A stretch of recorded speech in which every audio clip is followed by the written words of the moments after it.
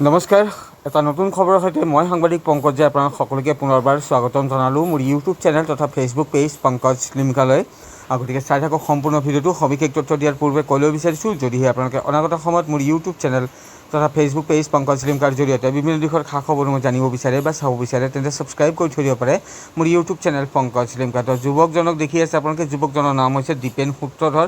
আৰু দীপেন সূত্ৰধৰৰ এখন ব্যৱসায়িক প্ৰতিষ্ঠান আছে, সেয়া হৈছে গোৱালপাৰা জিলাৰ ৰংজুলি আৰক্ষী থানাৰ অন্তৰ্গত কোচদোৱা বজাৰত। পুনৰবাৰ জনাই দিছোঁ, দীপেন সূত্ৰধৰৰ নামৰ যুৱকজনৰ ৰবাৰৰ যি চিট, সেই ৰবাৰৰ চিটৰ এখন ব্যৱসায়িক প্ৰতিষ্ঠান আছে, আৰু সেয়া হৈছে গোৱালপাৰা জিলাৰ ৰংজুলি আৰক্ষী থানাৰ অন্তৰ্গত কোচদোৱা বজাৰত। আৰু সেই দোকানখনতে নিশাৰ ভাগত চুৰিকাণ্ড সংঘটিত হয়।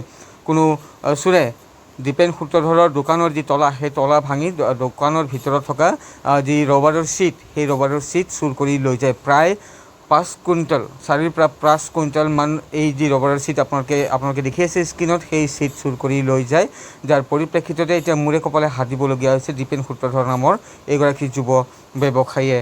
তো এই ধৰণৰ এক চাঞ্চল্যকৰ ঘটনা সংঘটিত হ'ল। আৰু নিশাৰ ভাগত, যোৱা নিশা গোৱালপাৰা জিলাৰ ৰংজুলি আৰক্ষী থানাৰ অন্তৰ্গত তথা দৰংগিৰি আৰক্ষী চকীৰ অধীনস্থ যি কোচদোৱা অঞ্চল আছে, সেই কোচদোৱা বজাৰতে আচলতে এই দীপেন সূত্ৰধৰ নামৰ যুৱকজনৰ ৰবৰ চিটৰ এইখন ব্যৱসায়িক প্ৰতিষ্ঠান আছিলে। আৰু সেই ব্যৱসায়িক প্ৰতিষ্ঠানখনতে নিশাৰ ভাগত চুৰিকাণ্ড সংঘটিত হয়। আৰু কোনো অজ্ঞাত লোকে প্ৰায় 4ৰ পৰা 5 কুইণ্টেল যি ৰবৰৰ চিট, সেই ৰবৰৰ চিট চুৰ কৰি লৈ যায়। ইয়াৰ পৰিপ্ৰেক্ষিতত দীপেন সূত্ৰধৰে কেইবা লক্ষাধিক টকাৰ ক্ষতিৰ সন্মুখীন হ'বলগীয়া হয়। ঘটনা সম্পৰ্কত ইতিমধ্যে খবৰ দিয়া হৈছিলে আৰক্ষীক, আৰু আৰক্ষীয়ে ঘটনাস্থলীত উপস্থিত হৈ তেওঁলোকে যি প্ৰাথমিক তদন্ত, এই প্ৰাথমিক তদন্ত কৰা পৰিলক্ষিত হয়। বৰ্তমান তেওঁলোকে তদন্ত অব্যাহত ৰাখিছে। আৰু এই ধৰণৰ এক চাঞ্চল্যকৰ ঘটনা সংঘটিত হোৱা খবৰে আচলতে চিন্তিত কৰি তুলিছে সকলোকে।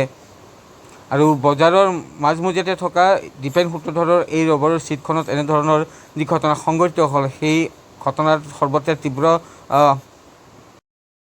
প্ৰতিক্ৰিয়া হোৱা পৰিলক্ষিত হৈছে। কিয়নো যুৱ ব্যৱসায়ী দীপেন সূত্ৰধৰৰ যি ব্যৱসায়িক প্ৰতিষ্ঠান আছে ৰবৰৰ চিটৰ, সেই ৰবৰৰ চিটত এনেধৰণৰ যি ঘটনা সংঘটিত হ'ল, তাক লৈ আচলতে সকলোৱে একেমুখে ধিক্কাৰ দিছে। যুৱ ব্যৱসায়ীগৰাকীৰ এই ধৰণৰ দোকানখনত আচলতে এই ধৰণৰ যি ঘটনা সংঘটিত হ'ল, সহজভাৱে মানি ল'ব পৰা নাই ৰাইজে।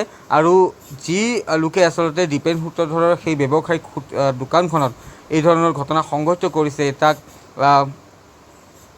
আৰক্ষীয়ে শীঘ্ৰে কৰায়ত্ব কৰি উচিত শাস্তি বিহাৰ দাবী উত্থাপন কৰা পৰিলক্ষিত হৈছে। এনেদৰে স্ক্ৰীণত আপোনালোকে প্ৰত্যক্ষ কৰি আছে। আৰু খুব চাঞ্চল্যকৰ খবৰ।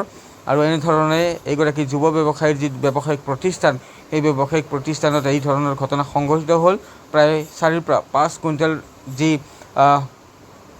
ৰবৰৰ চিট আছে, সেই ৰবৰৰ চিট চুৰি কৰি লৈ যায় নিশাৰ ভাগত কোনো অজ্ঞাত লোকে। তো ৰাইজেও এই ধৰণে প্ৰতিক্ৰিয়া প্ৰকাশ কৰা পৰিলক্ষিত হৈছে। ব্যৱসায়ীসকল আছে, তেওঁলোকে এই ধৰণে প্ৰতিক্ৰিয়া প্ৰকাশ কৰিছে নিজৰ লগতে জিলা প্ৰশাসন, আৰক্ষী প্ৰশাসনৰ ওচৰত দাবী উত্থাপন কৰিছে যে তেওঁলোকে শীঘ্ৰে চোৰক কৰায়ত্ব কৰি উচিত যাতে শাস্তি বিহে।